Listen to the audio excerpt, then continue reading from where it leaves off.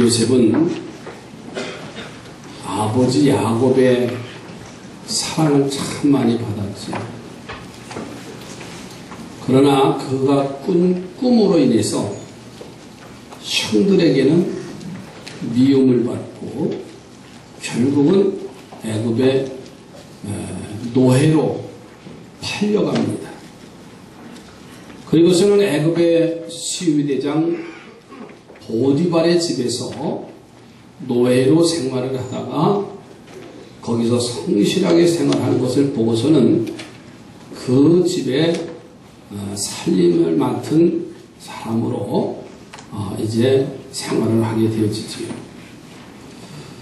그러나 그 보디발의 아내의 관계로 이 요셉은 감옥에 끌려가요. 그래도 요셉은 그곳에서 성실하게 그리고 진실한 삶을 살다가 애굽왕 바로의 꿈을 해몽함으로 애굽의 국무총리 대신이 됩니다. 그리고 7년간의 풍년 기간에 앞으로 닥쳐올 7년의 흉년을 대비해서 애굽과 그 주변 지역을 무서운 기근에서 구출을 해냅니다. 구해내지요. 그로 인해서 애굽에 양식이 있다는 소식을 듣고 요셉의 형제들이 양식을 사러 애굽에 왔다가 동생 요셉을 만납니다. 결국은 그의 아버지 야곱과 그의 형제들과 가족들이 애굽에 와서 그들의 삶이 번성하는 것을 볼 수가 있습니다. 그러다가 야곱이 죽어요. 아버지가 죽으니까 형들은 요셉이 자신에게 옛날에 잘못한 죄를 복수할까 두려워서 그때 요셉은 그 형들을 오히려 악을 선으로 갚는 모습이 나오지요. 그리고서는 형들을 돌보고 그들의 자녀들까지 요셉이 돌보게 됩니다. 요셉은 천사가 아니지요. 요셉은 우리와 성정이 같은 사람입니다. 그런데 어떻게 요셉이 하나님의 놀라운 축복을 받아서 노예 죄수의 자리에서 왕 다음에 총리 대신이 되는 축복을 받았고 자신을 죽이려고 애굽의 노예로 파는 형들을 용서하고 원수를 은혜로 갚을 수 있을까? 그는 이미 이러한 인물이 될 수 있는 마음을 가지고 살았기 때문에 이와 같은 놀라운 역사가 이루어졌다는 사실이에요. 콩을 심으면 콩이 나고 팥을 심으면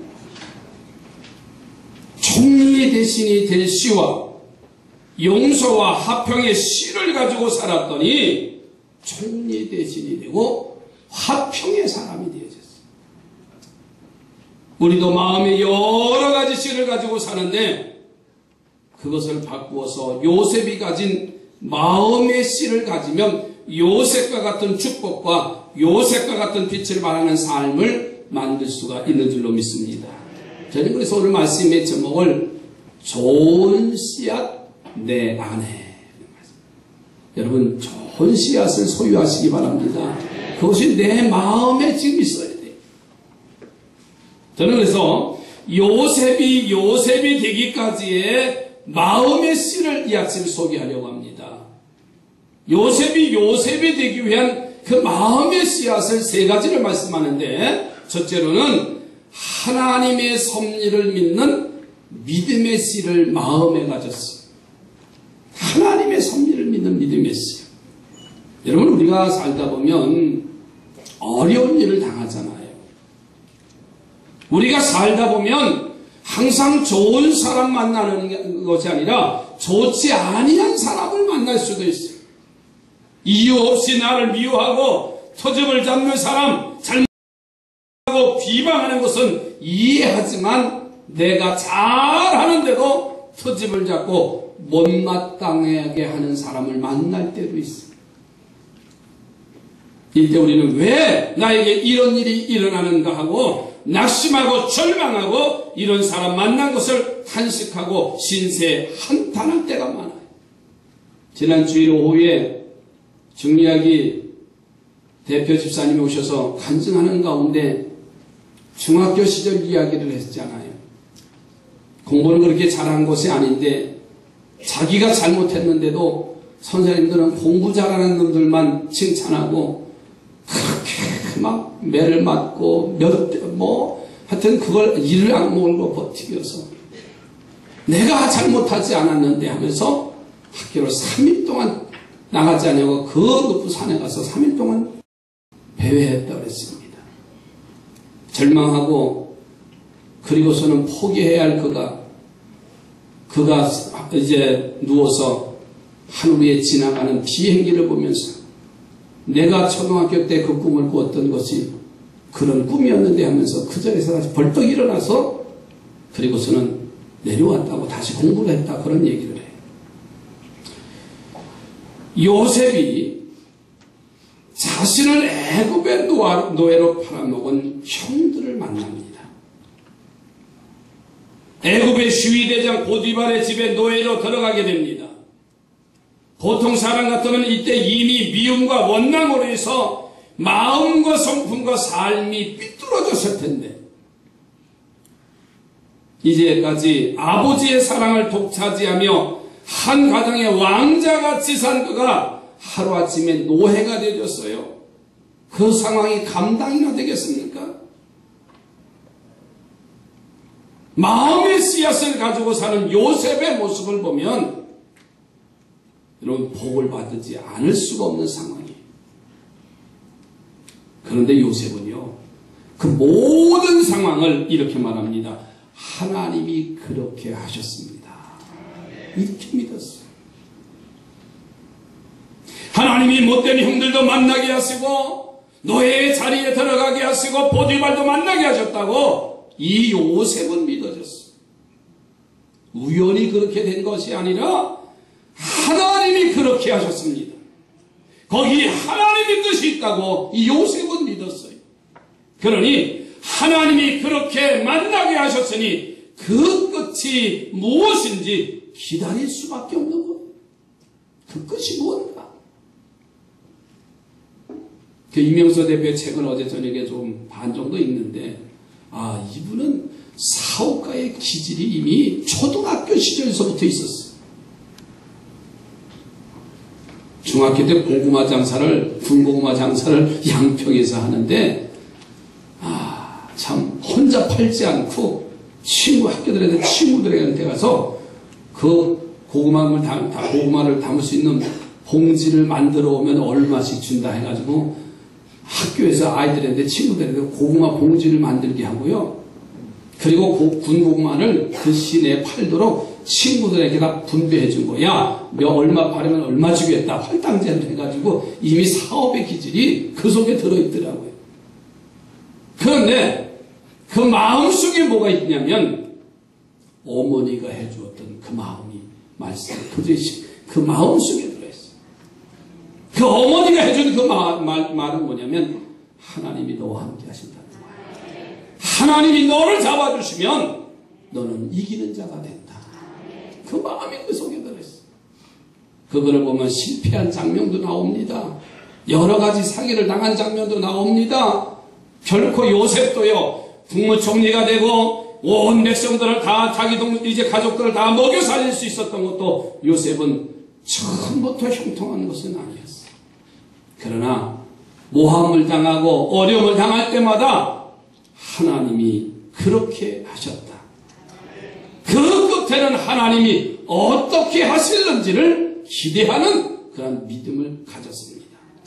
그러니까 어떤 자리에서도 요셉은요 성실하고 정직하게 살 수가 있어서 보디발의 눈에 띄게 되고 죄악은 노예 자리에서 가정의 모든 관장하는 가정 총무의 자리까지 올라가잖아요.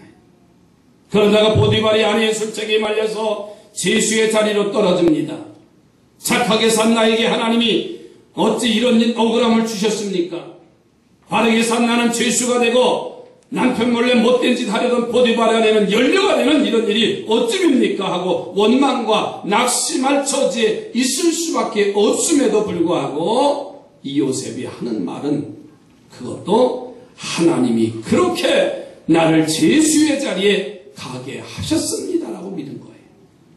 자, 그러니까 그 끝을 하나님이 어떻게 하시는지 보려고 감옥에서도요 참되게 살았어요. 그래서 간수의 눈에 띄게 되지요. 그러다가 바로의 꿈을 해몽하고 그로 인해서 애굽의 총리 대신의 자리에까지 올라가게 됩니다. 정말 요셉이 그렇게 살았을까? 이런 의문이 들지 않아요? 그런데 오늘 본문에 보면 그것이 증명이 돼요. 형들이 보세요. 복수할 것을 두려워해서 아버지가 돌아가실 때 그 유언을 지금 동생에게 하는 겁니다. 자, 19절 20절 말씀을 볼까요? 요셉이 그들에게 이르되 두려워하지 마소서. 내가 하나님을 대신하리이까. 당신들은 나를 해하려 하였으나 하나님은 그것을 선으로 바꾸사 오늘과 같이 많은 백성의 생명을 구원하게 하시려 하셨나니. 할렐루야. 당신들이 나를 해하려고 애굽에 나를 팔았지만은 하나님께서 그것을 바꿔서 오늘의 총리 대신이 되는 복으로 만드셨다 그랬어요. 살펴보니 그렇게 되고 우연히 그렇게 된 것이 아니라 하나님이 그렇게 계획하셨다는 말이에요. 하나님의 완전한 섭리를 믿고 있다는 것이 이 말 속에서 발견됩니다. 이 마음 때문에 요셉은요 극한 혼란 속에서도 마음과 생각이 오염되지 아니하고요 착하고 진실하게 살 수가 있었습니다. 할렐루야.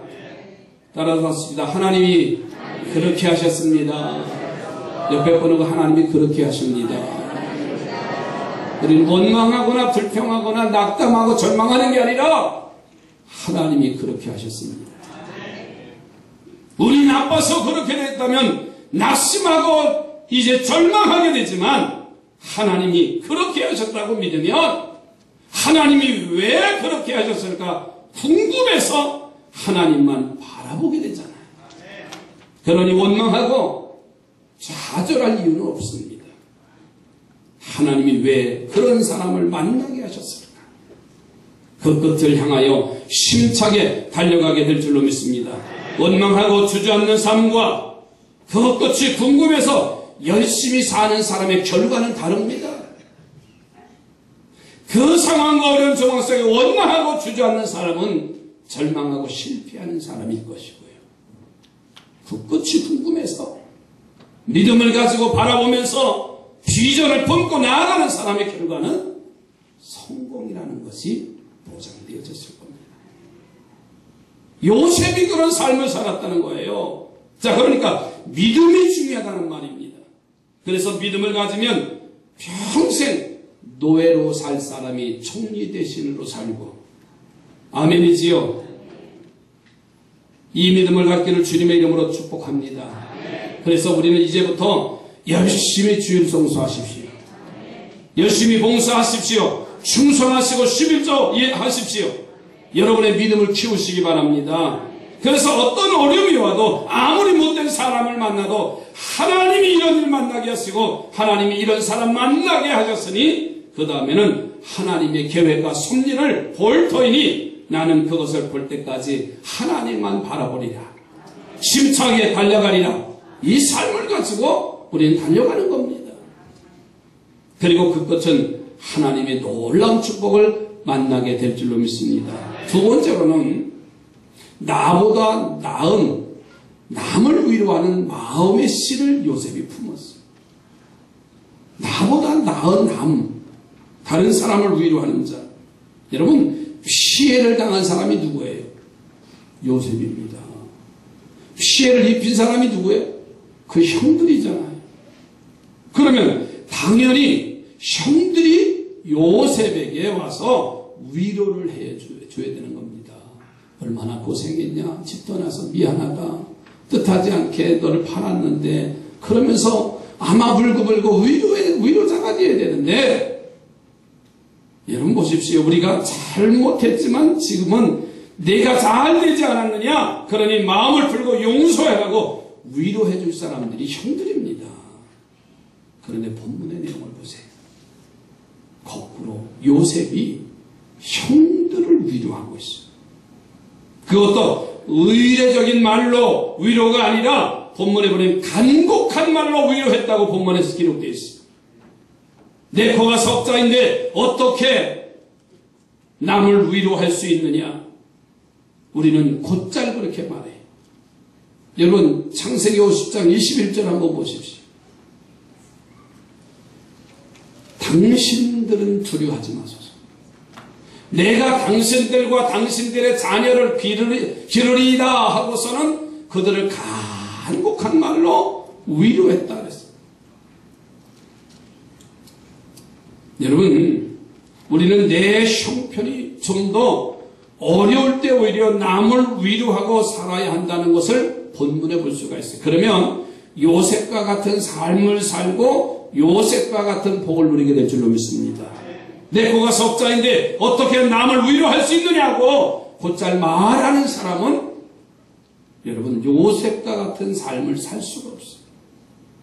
내가 위로받아야 할 때 위로하고 살고, 남이 위로받아야 할 때는 당연히 위로하고 살아야 됩니다. 그러면 아무리 어려움을 당해도요, 그 사람은 요셉과 같이 화병이 나서 가슴이 터져 죽을 처지에서도요, 위로하고 살면 하나님이 정말 위로하고 사는 삶의 자리로 우리를 인도해 줄 줄로 믿습니다.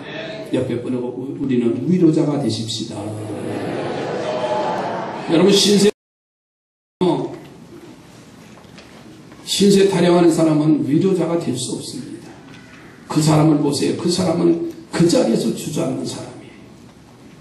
절망하는 사람을 보세요. 환경을 탓하는 사람 보세요. 그 사람에게는 힘과 용기와 희망과 비전을 찾아볼 수가 없어요. 어려워도 힘들어도 절망 속에 있어도 사형 선고를 받은 암 환자라 할지라도 위로를 주는 사람은 위로자가 되어집니다. 거기서 희망을 찾아볼 수가 있어요.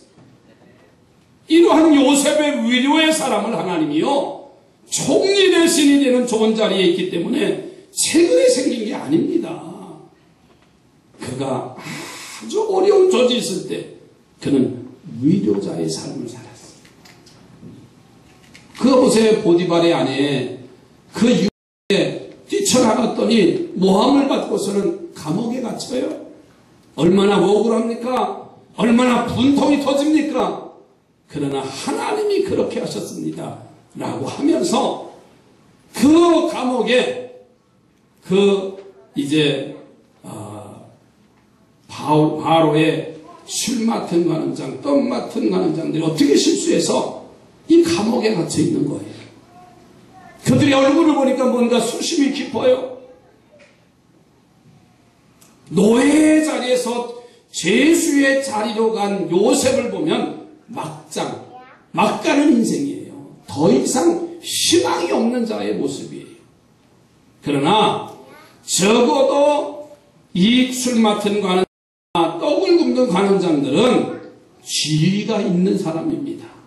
어떻게 하면 이들을 아마 그 감옥에서 나갈 수 있을까? 여러 가지를 궁리로 아마 생각할 수 있는 사람입니다. 그런데 그들을 요셉이 위로하는 거예요. 그들이 이상한 꿈을 꾸고 불안할 때 요셉은 그들의 얼굴에 근심의 빛을 봅니다. 내 마음이 슬픔이고 억울함이고 절망인데 그런 그가 자신보다 나은 간원들의 얼굴을 바라보고 근심에 쌓인 그들을 위로하기 위하여 그들의 근심의 이유를 창세기 40장 7절에 물어요. 요셉이 그 주인의 집에 자기와 함께 갇힌 바로의 신하들에게 묻되 어찌해서 오늘 당신들의 얼굴에 근심의 빛이 있나이까? 이렇게 물어요. 그들이 이상한 꿈을 꾸어서 근심하고 있다는 답을 듣고서는 그 꿈을 해몽해 주잖아요. 그들의 근심을 위로해 줍니다. 위로받을 사람은요, 더 억울한 일을 당한 지금 누구예요? 요셉입니다. 서로 이야기하다 보면 정말 요셉처럼 억울한 일을 당해서 자기가 하소연하고 위로받을 사람인데 그들을 위로하는 자의 모습을 볼 수가 있어요. 이런 요셉의 위로의 삶이 결국은 감옥의 기막힌 어려움도 이기게 하시고 하나님의 축복을 이끌어 내린 줄로 믿습니다. 사랑하는 성도들이요, 요셉처럼 위로의 삶을 살았으면 좋겠어요. 다시 한번 옆에 사람하고요, 우리 위로하며 삽시다. 그러니까 우리는 위로받으려고 하지 마십시오. 위로받으려고 하는 그 순간 나는 실패자입니다. 그러나 힘들고 어려워도요, 좋은 동료가 되고 동역자가 되고 위로해준다고 한다면 그 사람은 승리한 사람입니다. 여러분의 처지가 어려울 때 다른 이들에게 위로받을 생각하지 마시고요, 하나님이 위로의 삶을 살려고 하시는구나 하고 나보다 이제 나은 사람을 위로하며 살아야 돼요. 이 다음에 형편도 좋아지만 하지 아닙니다. 여러분, 이 다음에 형편 좋아지면 헌금하지 마시고요, 물질로 가장 어려울 때 헌금하십시오. 가장 건강이 안 좋아서 힘들 때 핑계하지 마십시오. 그때 봉사하십시오. 가장 바빠서 시간이 없을 때 시간으로 하나님 앞에 헌신하고 여러분 그 시간을 들이십시오. 내 마음에 진흙탕물이 돼서 정말 내가 아프고 괴로울 때 한숨 쉬고 원망하지 말고요, 오히려 기쁨으로 하나님 앞에 찬양하십시오. 그러면 우리는 위로의 삶을 살게 되는 것이고요, 하나님께서는 우리를 정말 남을 위로하고 살 자리로 우리를 축복하시는 겁니다. 인생 막장 재수의 자리에서 수천 계단을 올라간 총리 대신에 복을 받는 이 요셉의 모습, 가장 힘들 때 오히려 다른 사람을 위로해서 요셉의 승리의 삶과 요셉의 기적 같은 축복을 받는 우리 삼산의 성도들이 되시면 좋겠습니다. 위로자가 되시기 바랍니다. 위로받으려고 하지 마십시오. 위로받으려고 하는 그 순간 나는 실패자고요, 위로받으려고 하는 그 마음을 가졌을 때 나는 가장 비겁한 사람이 된다는 사실을 우리는 기억해야 됩니다. 힘이 들어도 하나님이 계획하신 그 끝에는 하나님의 섭리하고 계획한 일들이 이루어지리라. 이 믿음을 가지고 위로했습니다. 마지막으로는 미운 사람을 오히려 축복하는 마음씨를 가졌습니다. 여러분, 무쇠 애굽으로 팔려가 평생 노예로 살 처지 요셉이 애굽의 국무총리까지 되기까지의 세 번째 그가 가진 마음의 씨앗은 축복하며 사는 삶이었어요. 뭐 하며 사는 삶이라고요? 축복하며 사는 삶이 있어요. 옆에 분들과 우리 축복하며 삽시다. 정말이냐고 물어보세요. 거민수 같은 거 내 눈에 흙이 들어가도 나는 흙이 들어가도 그 마음 어떻게 풀어줘요? 형들은 요셉이 아버지가 죽어 이제는 마음대로 복수할 수 있겠다고 하는 그 마음에 두려움이 사라잡혔어. 그래서 아버지가 인정하면서 형들을 용서하라고 하는 유언을 요셉에게 전달합니다. 그리고는 마음이 놓이지 않자 일제히 달려와서 요셉에게 우리는 당신의 종입니다라고 엎드려서 굴복합니다. 자, 그런데 요셉은 그들에게 두려워하지 말라고 위로하고 형들과 형들의 자식들까지도 자기가 책임지겠다고까지 얘기해요. 종리 대신 정도니까 할 수 있다라고 생각하지 마십시오. 야, 출세했으면 나도 하겠다. 여러분, 아닙니다. 있는 사람이, 넉넉한 사람이 더 인색하고 죽는 소리 더 많이 합니다. 이게 세상이에요. 그러니 요셉의 지위와 형편이 좋아서 축복하는 게 아닙니다. 그의 마음속에 축복의 씨앗이 있기 때문에, 할렐루야, 이미 어렸을 때부터 요셉의 마음속에는 이 축복하려고 하는 씨앗이 남겨져 있어요. 형들을 밟고 일어서려고 하는 것이 아니라 그 비전 속에서는요, 축복하려고 하는 마음의 씨가 있었어요. 그리고 마지막으로 이제 자신을 이곳에서 죽어도 형들과 그 자녀들은요, 하나님이 할아버지와 아버지에게 약속하신 가나안 땅으로 들어가 그 땅을 회복할 것도 축복하잖아요. 여러분 오늘 24절 말씀해 보세요. 요셉이 그의 힘을 이르되 나는 죽을 것이라. 어디서? 지금 애굽에서 죽을 것이라. 하나님이 당신들을 돌보시고 당신들을 이 땅에서 인도하여 내사 아브라함과 이삭과 야곱에게 맹세한 땅에 이르게 하시리라. 자기는 지금 애굽에서 죽는다는 거예요. 그러나 형님들은 우리 조상들에게 약속한 그 땅에 가서 하나님의 약속을 이루는 자들이 되십시오. 얼마나 멋있어요. 자신보다 나이 많은 형들이 더 오래 살라고 하는 축복입니다. 나보다 형들이 더 오래 살기를 축복하는 이 요셉의 마음속에는 언제나 자신보다 다른 사람이 잘 되기를 바라는 축복의 마음이 이미 요셉의 마음 바탕에 있어요. 할렐루야. 여러분 축복하려고 하는 마음이 있어야 되시기 바랍니다. 가나안 땅을 회복할 것을 축복하잖아요. 나이가 어려서 가나안 땅 즉 고향을 떠나온 요셉이 이제 장년이 되고 출세해서 여러분 사람이 출세하고 살만하면 자기 고향을 그리게 돼 있어요.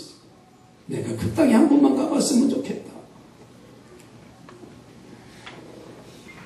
그런데도 요셉은요 자기 자신이 가겠다고 하잖아요. 늦게 고향을 떠나서 애굽에 온 형들이 가서 그 땅을 회복할 것을 축복을 하잖아요. 그리고 그 축복을 그대로 이루어진 줄로 믿습니다. 이 요셉의 삶을 본받아서 우리도 이제부터는 내 마음의 한 부분에 축복하는 마음의 씨앗을 짓는 삶을 누리시기 바랍니다. 세상에는요 우리를 괴롭히는 사람들이 참 많아요. 이유 없이 우리를 넘어뜨리려고 하고 그렇게 짓밟으려고 하는 게 세상입니다. 내가 잘못해서 비방을 받는 것은 당연하지만은 내가 바르게 살고 잘하고 있는 것이 질투가 나서 시비를 걸고 뒤집담는 사람들이 있을 때 정말 힘들고 안타깝잖아요. 그래서 기회를 엿보고 반격탄을 날려야지 할 때가 얼마나 많아요. 그 비수를 마음에 품고 있잖아요. 내가 언젠가는 아버지의 원수로 갚아줘. 그 비수를 품고 있어요. 얼마나 불쌍합니까? 나를 소외한 사람, 내 가정을 망하게 한 사람, 내 사업을 망하게 한 그 사람을 나는 용서하지 아니하리라. 이 마음씨를 가지고는요 축복의 열매는 맺혀질 수가 없습니다. 이제부터는 우리가 오히려 그런 사람을 축복하고 위로하며 살게 된다. 할렐루야. 이제부터는 내가 그를 축복하고 위로해야 되겠다. 제가 봄에 설교할 때 혈압형에 대한 얘기했죠. 기억나시나요? A형은 소세지, 소심하고 세심하고 지랄맞은 게 A형이라고 했어요. B형은 오이지, 오만하고 이기적이고 지랄맞은 게 B형이라고 했어요. O형은 단무지, 단순하고 무식하고 지랄맞은 게 O형이라고 했어요. A, B형은 쓰리지랄, 지랄맞고 지랄맞고 지랄맞고. 여기 있는 목사는 무슨 형 같다고요? 무슨 형이냐고요? 그 아이들은 A형 같다 했어요. 저 O형입니다. 단순하고 무식하고 지랄맞고. 참. 우리가 그렇게 무섭습니다만은 정말 내 마음속에 무엇을 심고 사느냐가 중요해요. 나쁜 것을 품고 있으면 결국은 나쁜 것을 거두는 겁니다.